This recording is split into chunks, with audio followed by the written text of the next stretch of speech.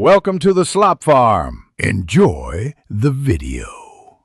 You begin by making sure software and connections are correct, because pairing depends on matching system versions and network access.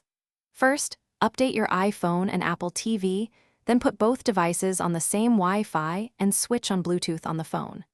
Once done, add the Apple TV remote tile to Control Center if it's missing.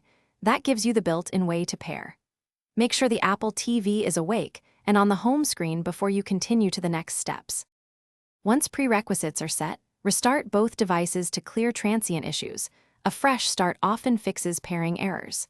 Make sure to toggle Wi-Fi and Bluetooth on the phone and disable VPNs or proxies that block local discovery.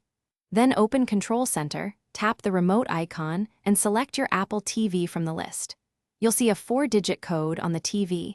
Type that into your iPhone when prompted. After entering the code, the devices pair, and the remote control interface becomes active. Finally, verify that navigation, app launching, Siri, and volume work reliably. Try a few commands and media controls to confirm. If controls are sluggish or the remote won't connect, reset network settings on the iPhone or restart your router to clear network conflicts.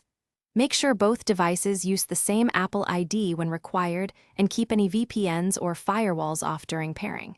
If problems persist, restart both devices again and repeat the Control Center pairing. That usually resolves lingering issues. Thanks for watching. Consider subscribing if we helped you today.